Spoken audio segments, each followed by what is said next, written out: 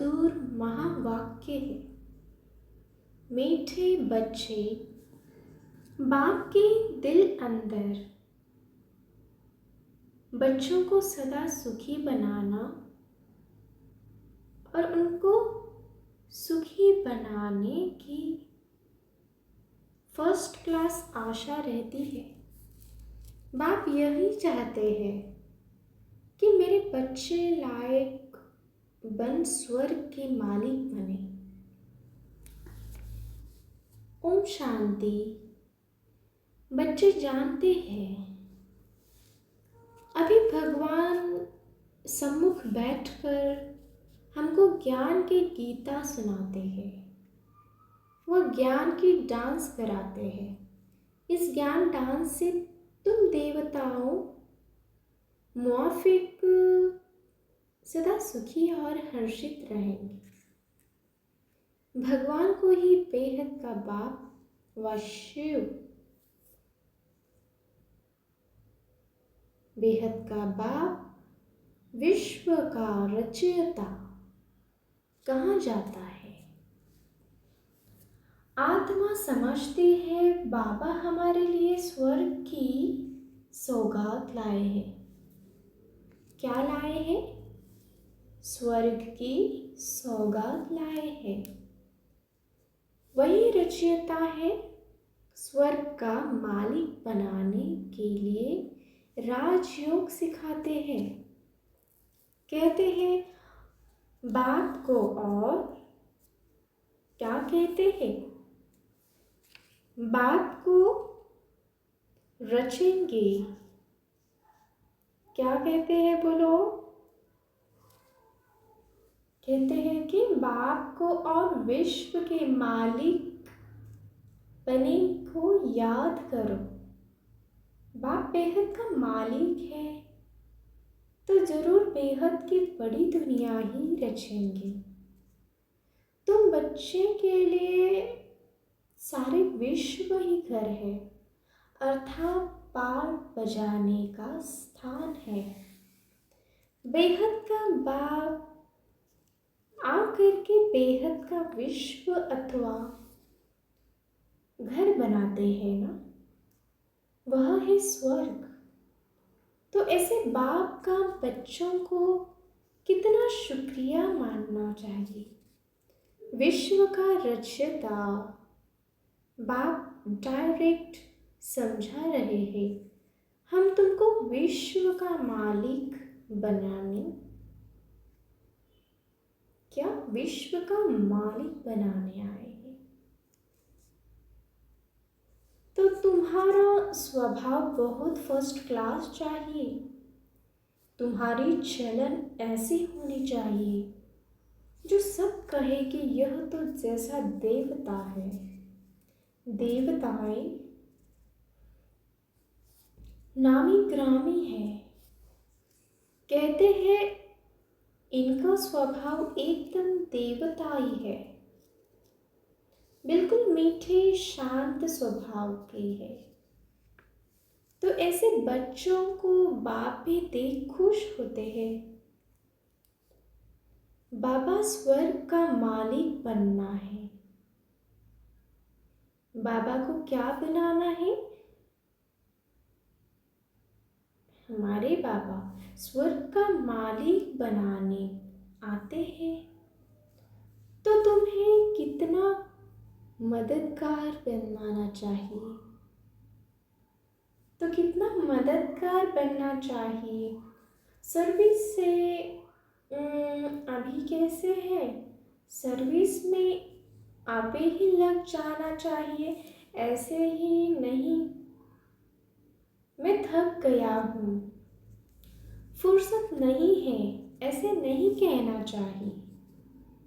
Service में ऐसे नहीं कहना चाहिए। समय पर सब काम करते हैं। समय पर सब काम करने में कल्याण है। यज्ञ सर्विस का इंजाफा है। शिव बाबा देता है। क्या देता है? सब कुछ यज्ञ सर्विस का शिव बाबा देता है। बाबा बच्चों की देवी चलन देखते हैं। तो कुर्बान हो जाते हैं। तुम बच्चे इस पढ़ाई से कितनी ऊंची कमाई करते हो, पदमपति बनते हो, बाबा तुम्हें कितना धनवान बनाते हैं। बाप तुमको अखुट खजाने में ऐसा वचन करते हैं जो 21 जन्म साथ रहेंगे। वहाँ दुख का नाम नहीं है, कभी अकाली मृत्यु नहीं होगा, मौत से कभी डरेंगे नहीं।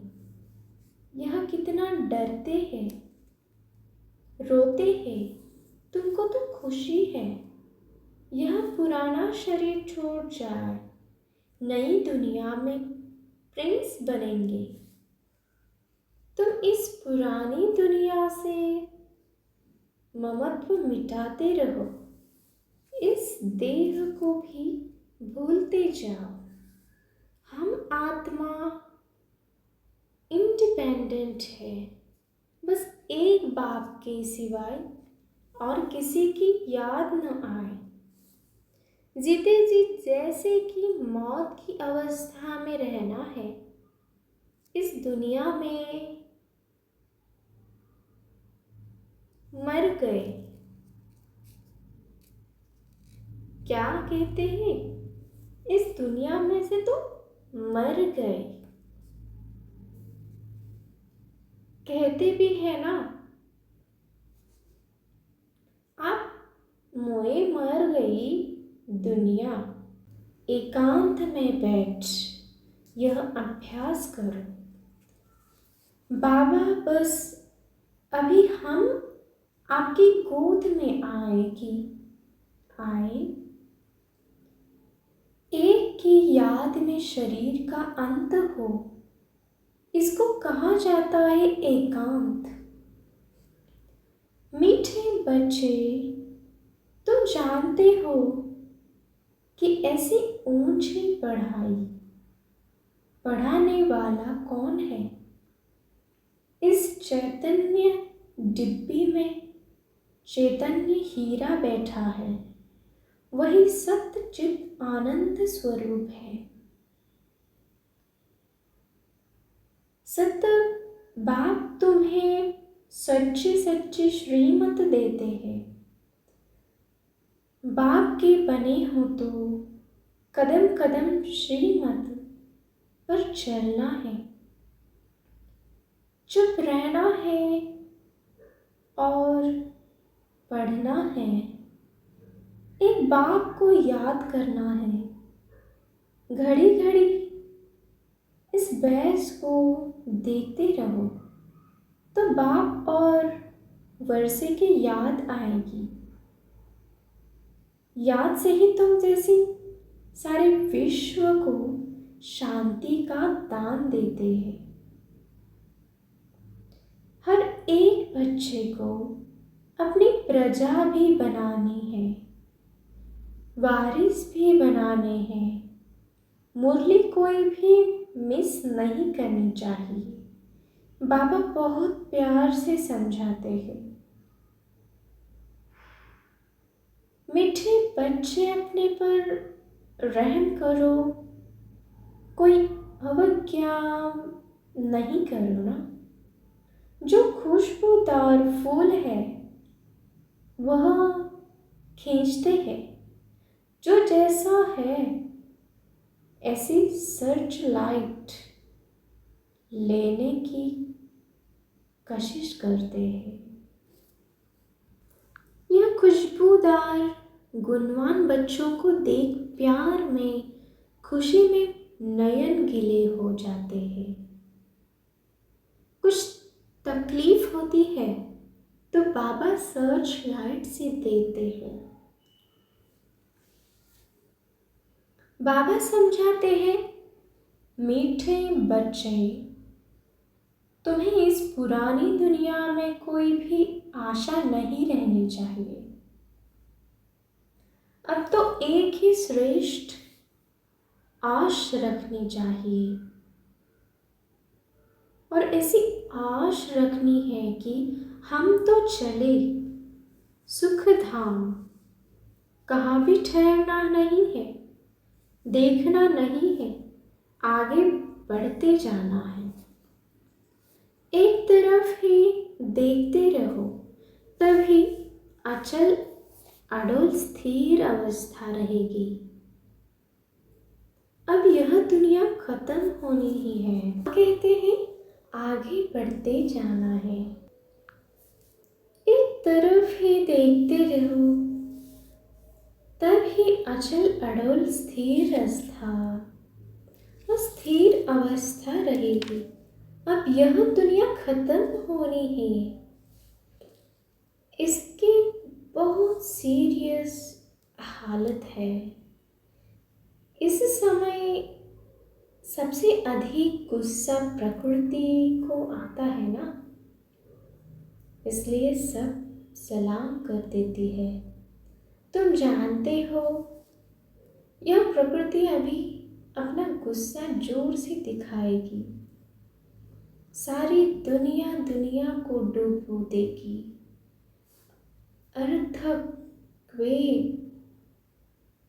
अर्थक्वेक में मकान आदि सब गिर पड़ेंगे, अनेक प्रकार से मौत होगी। यह सब ड्रामा का प्लान बना हुआ है, इसमें दोष किसी का भी नहीं है, विनाश तो होना ही है। इसलिए तुम्हें इससे बुद्धि का योग हटा देना है।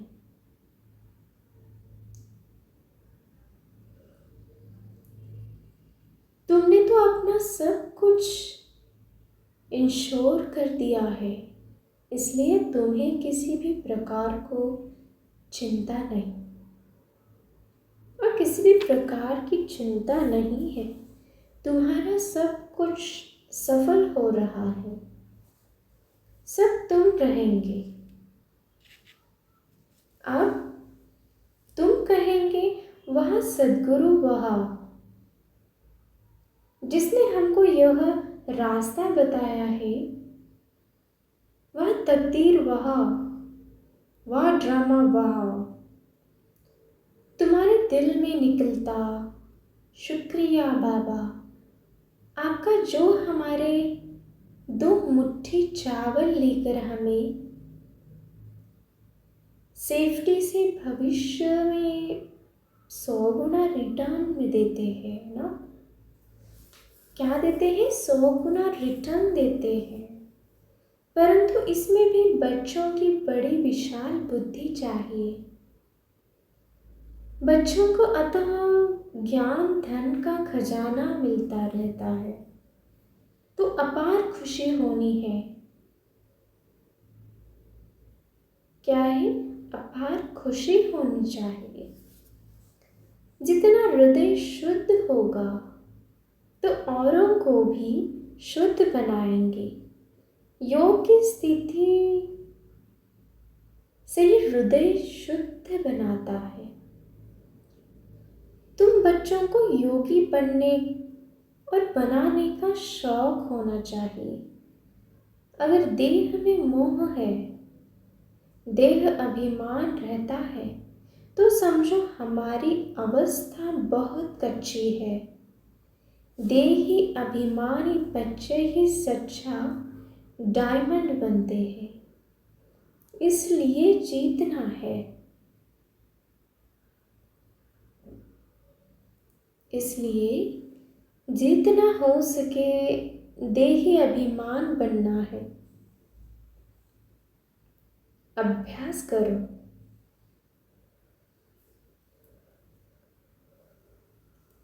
किस चीज का अभ्यास करो?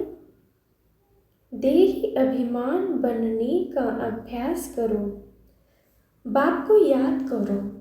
बाप बड़े प्यार से बच्चों को पालको।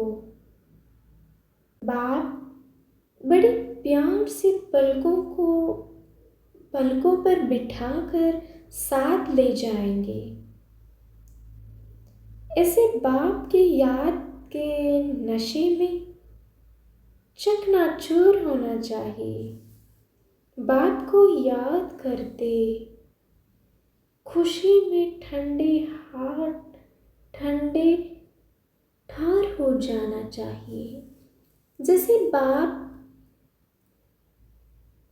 अपकारियों को और अपकारियों पर उपकार करते हैं, तुम भी फॉलो करना चाहिए ना। ये सब फॉलो फादर करो, सुखदाई बनो। बाप के दिल अंदर बच्चों को सदा सुखी बनाने की कितनी फर्स्ट क्लास आश रहती है कि बच्चे लायक बन स्वर्ग के मालिक बनो।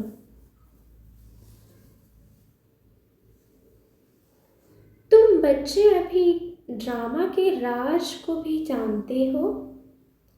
बाप तुम्हें निराकारी आकर और साकारी दुनिया का सब समाचार सुनाते हैं। आत्मा कहती है कि अभी हम पुरुषार्थ करते हैं और हम पुरुषार्थ कर रहे हैं। नई दुनिया में जाने के लिए हम स्वर्ग में चलने आए जरूर बनेंगे। अपना और दूसरों का कल्याण करेंगे। अच्छा, बाप मीठे बच्चों को समझाते हैं। बाप दुख हरता दुख करता, बाप दुख हरता सुख करता है। तो बच्चों को भी सबको सुख देना है। बाप का राइट हैंड हर बाप में राइट ईयर्स बनो। एक बाप को याद करो तो फिर अंतमति सो गति हो जाएंगी। इस पुरानी बर्बादी कर देगी। शिव बाबा को याद करने से तुम बहुत आबाद होंगे। देह अभिमानी में आने से बर्बादी हो जाती है। देह ही अभिमानी बनने से आबादी होती है। धन की भी बहुत लालच नहीं रखनी चाहिए। उसी फिक्रत में शिव बाबा को भी भूल जाते हैं। बाबा देखते हैं सब कुछ बाप को अर्पण कर फिर हमारी श्रीमत पर कहाँ तक चलते हैं। शुरू में बाप ने भी ट्रस्टी हो दिखाना है। क्या दिखाना है? ट्रस्टी हो दिखाया ना। शुरू में बाप ने भी ट्रस्टी हो दिखाया ना। सब कुछ ईश्वर अर्पण कर खुद ट्रस्टी बन गया। सब ईश्वर के काम में ही लगाना है। विघ्नों से कभी डरना नहीं चाहिए। जहाँ तक हो सके सर्विस में अपना सब कुछ सफल करना है। ईश्वर अर्पण कर ट्रस्टी बन रहना है। अच्छा, मीठे मीठे सिकेलते बच्चों प्रति माता पिता बाप दादा का याद प्यार और सबको क्यूट सा गुड मॉर्निंग। रूहानी बाप की रूहानी बच्चों को नमस्ते। अव्यक्त महावाक्य। क्या सभी उन्नति की ओर बढ़ते जा रहे हो? सदा लगन में मग्न और विघ्न विनाशक यह दोनों निशानियां क्या अनुभव में आ रही है? विघ्न विनाशक बनने के बजाय विघ्न को देख अपनी स्टेज से नीचे तो नहीं आ जाते हो? क्या अनेक प्रकार के आए हुए तूफान आपकी बुद्धि में तूफान तो पैदा नहीं होते और आप नहीं करते। जैसे कोई के द्वारा तोहफा मिलता है तो बुद्धि में हलचल नहीं होती है बल्कि उल्लास होता है। इसी प्रकार आए हुए तूफान उल्लास बढ़ाते हैं या हलचल बढ़ाते हैं। अगर तूफान को तूफान समझा तो हलचल होगी और तोहफा समझा तो वह अनुभव किया तो उससे उल्लास और हिम्मत अधिक बढ़ेगी। यह है चढ़ती कला। यह क्या है? चढ़ती कला की निशानी है। घबराने के बजाय गहराई में जाकर अनुभव के नए नए रत्न इन परीक्षाओं के सागर से प्राप्त करेंगे, क्योंकि हलचल के अंदर रत्न समाये हुए हैं। ऊपर ऊपर से अर्थात बाह्य मुखता की दृष्टि और बुद्धि द्वारा देखने से हलचल दिखाई देगी अथवा अनुभव होगी, लेकिन उसी आई हुई बातों को अंतर्मुखी दृष्टि व बुद्धि से देखने से अनेक प्रकार के ज्ञान रत्न अर्थात पॉइंट्स प्राप्त होंगी। अगर कोई भी बात को देखते या सुनते हुए आश्चर्य अनुभव होता है तो यह भी फाइनल स्टेज नहीं है। ऐसा तो होना नहीं चाहिए। ड्रामा के होने पर अगर ऐसा भी संकल्प उत्पन्न होता है तो इसको भी अंश मात्र की हलचल का रूप कहेंगे। अब तक भी क्यों क्या अब तक क्यों या क्या का क्वेश्चन अगर उठता है तो इसका अर्थ है हलचल। जितना विघ्न आना आवश्यक है उतना विघ्न विनाशक स्थिति में रहना, यही हर्षित रहने का साधन है। Nothing new. यह फाइनल स्टेज। यदि कोई भी हलचल का कर्तव्य करते हो, वो पार्ट बजाते हो, तो सागर समान ऊपर से हलचल भले ही दिखाई दे, अगर वो दिखाई दे रही है तो अर्थात चाहे कर्मेंद्रियों की हलचल में आ रहे तो सागर समान ऊपर से हलचल भले ही दिखाई दे रही हो, तो अर्थात चाहे कर्मेंद्रियों की हलचल में आ रहे हो, लेकिन स्थिति नथिंग यू की क्या होगी? स्थिति नथिंग न्यू की हो। एकाग्र, एक रस, एकांत अर्थात एक रचयिता और रचना के अंत को जानने वाले त्रिकालदर्शी की स्टेज पर आरंभ से शांति की स्टेज पर स्थित है,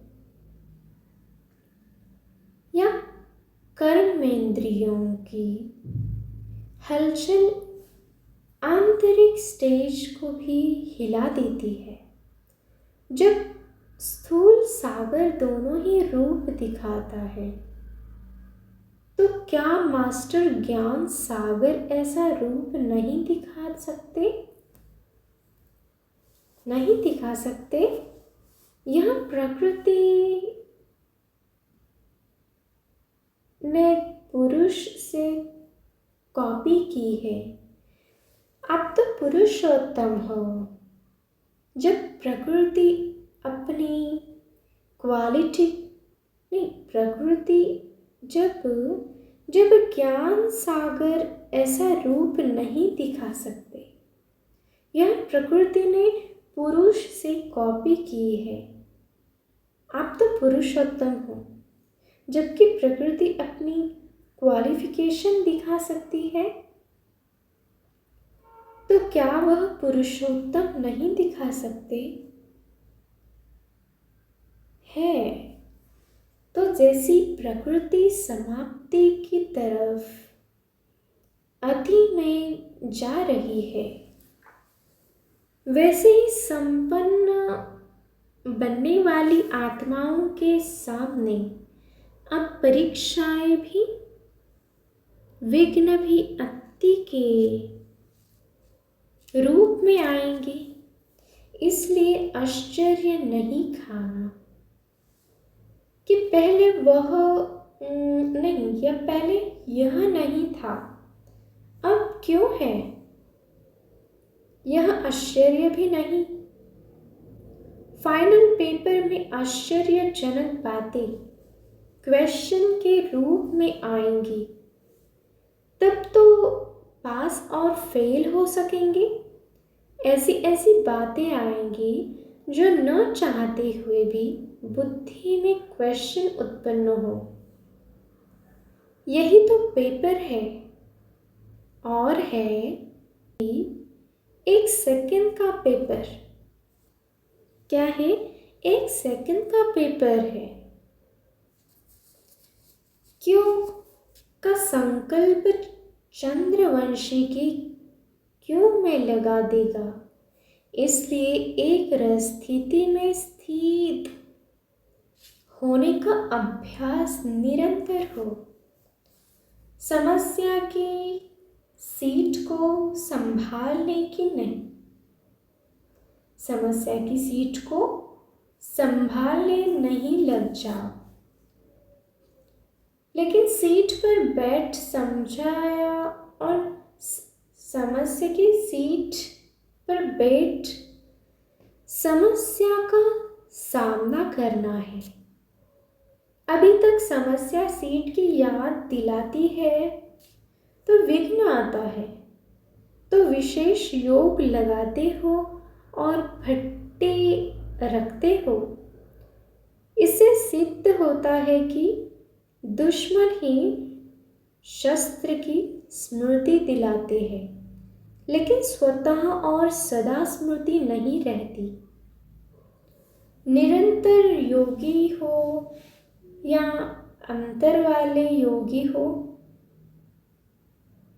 टाइटल तो निरंतर योगी का है ना। दुश्मन आने ही नहीं, समस्या सामना न कर सके, सूली से बनना, यह भी फाइनल स्टेज नहीं है। सूली से कांटा बने उसके बजाय कांटे को योगांगी, इसके बजाय कांटे को योग अग्नि से दूर से ही भस्म कर दे। योग अग्नि को और योग अग्नि से दूर से ही भस्म कर दे। कांटा लगे और फिर निकालो, यह फाइनल स्टेज नहीं है। कांटे को अपनी संपूर्ण स्टेज से समाप्त कर, यह है फाइनल स्टेज। संपूर्ण स्टेज से समाप्त कर देना चाहिए इसको, कांटे को। यह क्या है? फाइनल स्टेज है। ऐसा लक्ष्य रखते हुए अपनी स्टेज को आगे बढ़ती कला की तरफ बढ़ाते जाओ, आगे की तरफ बढ़ाते चलो। बड़ी बातों को छोटा अनुभव करना, बड़ी बात को छोटा अनुभव करना इस स्टेज तक नंबरवार यथाशक्ति पहुँचे हैं। अब पहुँचना वहाँ तक है जो कि अंश और वंश भी समाप्त हो जाए। आप सभी हिम्मत, उल्लास और सर्व के सहयोगी सदा रहते हुए चल रहे हो ना। कलयुगी दुनिया को समाप्त करने के लिए, वो परिवर्तन करने के लिए, माया को विदाई देने के लिए संगठन अर्थात घेराव डाला हुआ है, मजबूत घेराव डाला है। या बीच बीच में कोई ढीले हो जाते हैं अथवा थक जाते हैं, चलते चलते रुक जाते हैं, न आगे बढ़ते हैं न पीछे हटना। जैसे कि वैसे रहना, वह पाठ तो पक्का नहीं करते हो। समय धक्का लगाएगा तो चल पड़ेंगे, ऐसा सोचकर जहाँ की तहाँ रुक तो नहीं जाए हो। किसी के किसी प्रकार के सहारे का इंतजार करते हुए खड़े तो नहीं हो गए। ऐसे स्टेज वालों को क्या कहेंगे? क्या इसको ही अंगद की स्टेज समझते हो? अगर ऐसे रुक गए तो फिर लास्ट वाले फास्ट चले जाएंगे। जब भी पहाड़ों पर बर्फ गिरती है और जम जाती है तो रास्ते रुक जाते हैं। फिर उस बर्फ को गलाने के लिए व उसे हटाने के लिए पुरुषार्थ करते हैं। यहाँ भी अगर बर्फ के मुआफिक जम जाते हो तो इससे क्या सिद्ध होता है कि योग अग्नि की कमी है। योग अग्नि को तेज करो तो रास्ता क्लियर हो जाएगा। मिली हुई हिम्मत और उल्लास के पॉइंट्स बुद्धि में दौड़ाओ तो रास्ता क्लियर हो जाएगा ना। मिली हुई हिम्मत और उल्लास के पॉइंट्स बुद्धि में दौड़ाओ तो रास्ता क्लियर हो जाएगा। पुरुषार्थ की गति में अंगद बनो। माया से हार खाने में अंगद नहीं बनो, बल्कि विजयी बनने के लिए अंगद बनो। अच्छा, ऊंच से ऊंच बाप द्वारा पालना लेने वाले, विश्व की पालना करने वाली विष्णु कुल की श्रेष्ठ आत्माएं, प्रकृति को परिवर्तन करने वाली पुरुषोत्तम आत्माएं, विश्व के आगे साक्षात मूर्त प्रसिद्ध होने वाली आत्माएं, योगी तो आत्माओं के प्रति बाप दादा का याद प्यार और वेरी वेरी गुड मॉर्निंग। यह आज का वरदान है। सेवा में रहते संपूर्णता के समीपता की अनुभूति करने वाले ब्रह्मा बाप